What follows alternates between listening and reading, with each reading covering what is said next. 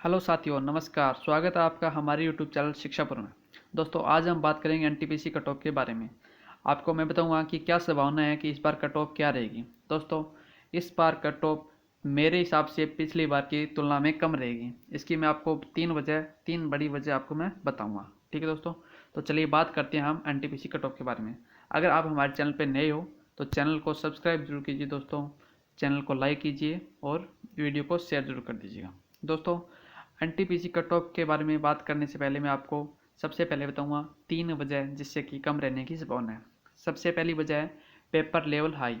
Paper level high दोस्तों, paper का जो लेवल है वो पिछली बार की तुलना में हाई है। आप मानो ना मानो, आप पीछे का पेपर उठा कर देखो, पेपर देख कर देखो और इस बार का पेपर में देखना कितने नंबर आ रही है। और पिछले वाले पेपर में अगर अच्छी तैयारी है तो कम से कम 80 प्लस क्वेश्चन सही हो रहे हैं, लेकिन इस बार 80 प्लस क्वेश्चन आप कंफर्म नहीं कह सकते कि सही हो रहे हैं। इसलिए दोस्तों, पिछले पेपर की तुलना में इस बार का पेपर जो है वो हाई है। और वैसे भी इस बार में कोई फिक्स नहीं था। पिछले संभावना थी कि साइंस आएगी, लेकिन साइंस नहीं थी उन्होंने, तो वो भी गड़बड़ गया। लोग साइंस ज़्यादा पढ़ा और चीज़ों को मतलब छोड़ दिया था, इग्नोर किया था। इसलिए इस बार पेपर का लेवल हाई है। तो पहली वजह तो है कि इससे मेरिट है जो कम रहेगी। सेकंड सेकंड है दोस्तों परजेंटेंस, मतलब जो स्टूडेंट है वो कितने स्टूडेंट पेपर दे रहे हैं। स्टूडेंट दोस्तों लगभग 50% स्टूडेंट पेपर दे रहे हैं।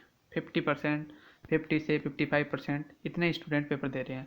जबकि पिछली बार जो पेपर हुआ था उसमें 70 से 75% स्टूडेंट ने पेपर दिया था। तो ये भी वजह है कि मेरिट है वो नीचे रहेगी।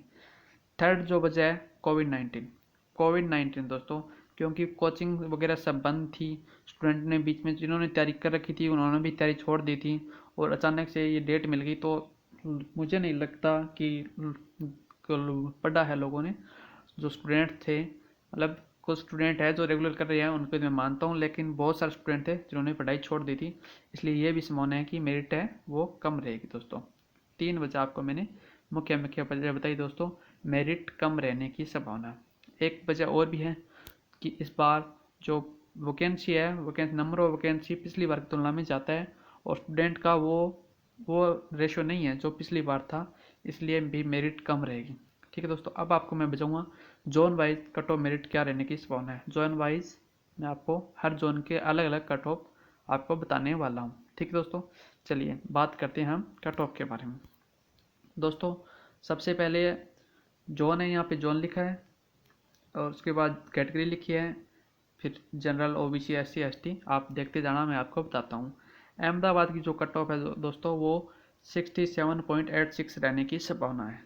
ठीक है दोस्तों, पिछली बार की तुलना में ये कम है, आप देख लो। ओबीसी की 58 के लगभग रहने की संभावना है, एससी की 52 रहने की संभावना है, एसटी की 42 रहने की संभावना है। अहमदाबाद की दोस्तों 69 जनरल की रहने की संभावना है, 65 ओबीसी की रहने की संभावना है और एससी की 57 रहने की संभावना है, एसटी की 52 रहने की संभावना है।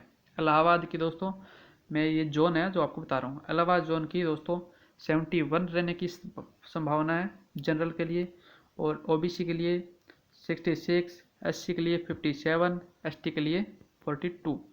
बेंगलोर की 59, ओबीसी के लिए 53, एससी के लिए 26, एसटी के लिए 24। और भोपाल के लिए जनरल की 67, ओबीसी की 61, एससी की 53, एसटी की 47। और भुवनेश्वर के लिए 67, ओबीसी की 60, एससी की 49, एसटी की 42। बिलासपुर की 62, 59 ओबीसी की, 51 एससी की, 50 जो 50.07 है वो लगभग एसटी की रहने की संभावना है। चंडीगढ़ की मेरिट सबसे हाई रहने की संभावना है, 78 जनरल की, 69 ओबीसी की, 70 एससी की और एसटी की 42। और चेन्नई की 68, ओबीसी की 63, एससी की 52, एसटी की 41। इसी तरह गोरखपुर की दोस्तों जनरल की 71, ओबीसी की 63, एससी की 52, एससी की, एसटी की 42 रहने की संभावना है। इसी तरह जो आगे के जोन है उनके अनुसार दोस्तों गुवाहाटी की 61, ओबीसी के लिए 52, एससी के लिए 48 और एसटी के लिए 47। जम्मू कश्मीर की जम्मू एंड श्रीनगर की है दोस्तों, जम्मू एंड श्रीनगर जो जोन है उसकी जनरल के लिए 62 और ओबीसी के लिए 49, एससी के लिए 48, एसटी के लिए 34। कोलकाता की 71 दोस्तों और 68 रहेगी ओबीसी के लिए रहने की संभावना है कोलकाता की, और कोलकाता की एससी 62 और एसटी 49। मालदा जो है उनकी 57 जनरल के लिए, उसके बाद ओबीसी के लिए 42, 40 एससी के लिए और एसटी के लिए 30 रहने की संभावना है।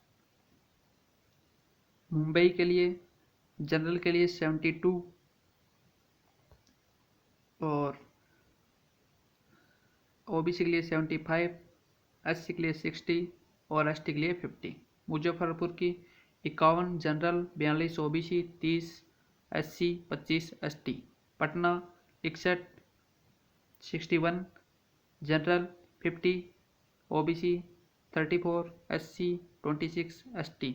रांची के लिए 60 जनरल, 53 ओबीसी, 41 एससी और एसटी के लिए 45। और सिकंदराबाद की दोस्तों 72 जनरल के लिए 69.87 के लगभग रहने की संभावना है ओबीसी के लिए, और 60 की संभावना है एससी, 55 की है एसटी। सिलीगुड़ी में 62 जनरल के लिए, 51 ओबीसी के लिए, 51 ही एसटी के लिए और 42 एसटी के लिए रहने की संभावना है। ठीक है दोस्तों, ये दोस्तों कट ऑफ है जो रहने की संभावना है। दोस्तों मैं आपको ये कंफर्म बता रहा हूँ कि यही रहने की संभावना है। अब दोस्तों मैं आपको एक चीज़ और बताना चाहता हूँ, आपको क्या लगता है कि नॉर्मलाइजेशन कौन सी शिफ्ट में होने की संभावना है?